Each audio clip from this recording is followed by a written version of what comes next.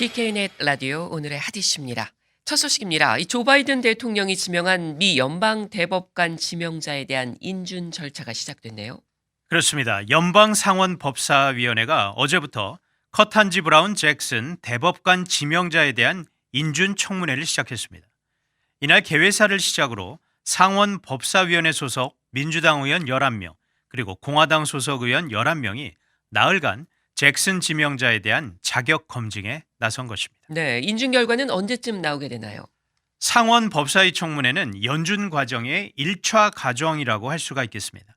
법사위의 청문회와 표결에 이어서 상원 전체 표결을 통과를 하면 대법관으로 인준이 되는 건데, 민주당 측은 청문회 과정에서 중대한 결함이 없는 한 다음 달 17일까지는 모든 인준 절차를 마무리한다는 계획입니다. 네, 주요 매체들은 이 커탄지 잭슨 지명자에 대한 인준 절차를 두고 역사적인 인준 청문회다 이렇게 평가를 하고 있는 것 같아요. 그렇습니다. 잭슨 지명자가 상원 인준 과정을 최종 통과를 하면 미국 최초의 흑인 여성 대법관이 되기 때문입니다. 네.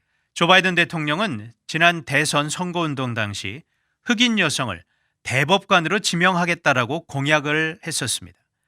그런데 지난 2월 25일 잭슨 워싱턴 DC 연방항소법원 판사를 연방 대법관으로 지명한다라고 바이든 대통령이 발표하면서 약속을 지켰습니다. 예. 잭슨 판사가 상원 인준을 받으면 미 연방 대법원 233년 역사상 첫 흑인 여성 대법관이 탄생하게 됩니다. 네, 이 여성 대법관 같은 경우는 이미 몇 명이 있었죠. 그렇습니다. 미국 역사에서 여성 대법관은 총 5명입니다.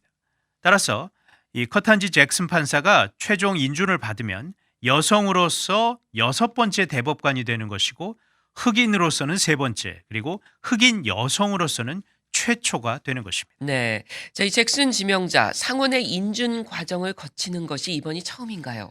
아닙니다. 잭슨 지명자는 이미 상원 인준 과정을 몇 차례 거친 바가 있었습니다. 지난 2012년 당시 버락 오바마 대통령이 잭슨 판사를 연방법원 판사로 지명했을 당시 이듬해 3월에 상원 인준을 받았었습니다. 예. 그리고 지난해 4월 바이든 대통령이 잭슨 판사를 워싱턴 DC 항소법원 판사로 지명하면서 또다시 상원 인준 청문회를 거친 적이 있습니다. 그렇군요. 앞선 청문회에서는 이 공화당 의원들의 지지가 있었나요? 네, 지난해 연방 항소법원 판사 지명자 인준 과정에서는 린지 그레이엄, 수잔 콜린스, 리샤 머사우스키 의원 이렇게 3명의 공화당 상원 의원들이 찬성표를 던졌습니다. 예.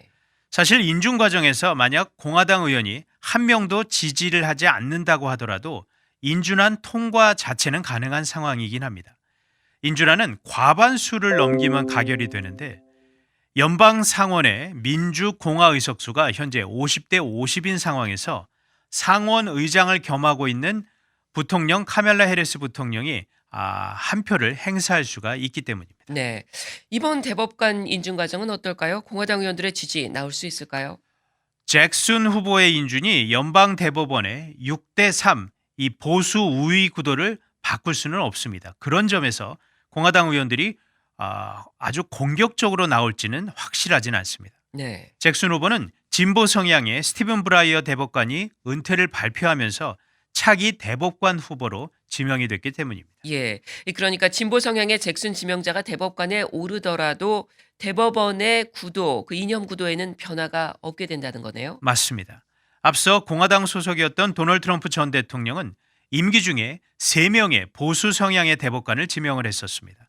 특히 진보의 아이콘으로 불렸던 루스 베이더 긴즈버그 대법관이 사망하면서 그 후임으로 보수 성향인 에이미 코니 베럿 판사를 지명을 했고, 트럼프 대통령 임기 말인 지난 2020년 10월 베럿 지명자에 대한 인준안이 통과를 하면서 대법원 구도가 절대 보수로 기울어진 상황입니다. 네. 자, 인사청문회를 앞두고 있는 잭슨 지명자에 대한 찬반 논란이 있다면 어떤 것들이 있을까요?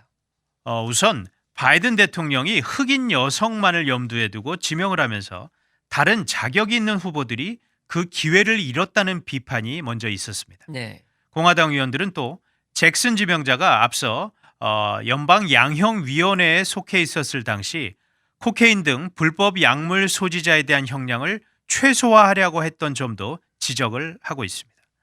한편 공화당 소속인 자시 하울리 상원의원은 최근 자신의 트위터에 잭슨 후보가 아동 성범죄에 비교적 관대하다 이런 주장을 올렸는데 이에 대해 백악관은 악의가 있고 잘못된 정보라면서 반박을 했습니다. 네, 이 법조계에서 분위기는 어떻습니까? 법조계 분위기는 상당히 긍정적입니다. 사법 후보자를 평가하는 미국 변호사협회는 지난 18일 잭슨 지명자에 대해 만장일치로 최고 등급인 적격 판정을 내렸습니다. 네. 또 미국 최대 민권단체인 전미 유색인종 지위향상협회 측은 대표성이 상당히 중요하다면서 잭슨 지명자가 미국의 문화적 다양성을 반영할 인물로 적합한 인물로 평가했습니다. 그렇군요. 자, 그런가 하면 또 이 대법관 가운데 한 명이 입원했다는 소식도 들려요. 그렇습니다. 연방대법원이 20일 클래런스 토마스 대법관이 지난 18일부터 독감과 유사한 증상을 보여서 워싱턴 DC의 한 병원에 입원했다라고 밝혔습니다. 네. 대법원 측은 감염에 의해서라고만 밝힐 뿐 자세한 내용은 공개하지는 않았습니다. 현재 토마스 대법관은 항생제 치료를 받고 있고 증상이 완화되고 있어서 며칠 안에는 퇴원할 수 있을 것으로 전했습니다.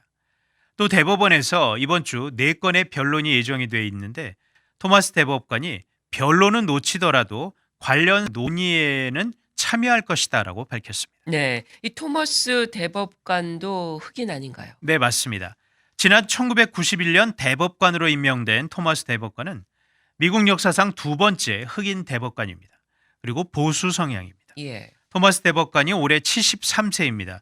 그래서 브라이어 대법관이 은퇴를 하면 가장 고령인 대법관이 됩니다. 따라서 토마스 대법관의 건강에 관심이 쏠리고 있는 것입니다. 네. 현재 보수 성향인 토마스 대법관이 직무를 수행할 수 없게 된다면 바이든 대통령이 진보 성향 대법관을 한 명 더 지명할 기회를 갖게 되기 때문입니다. 예. 잘 들었습니다.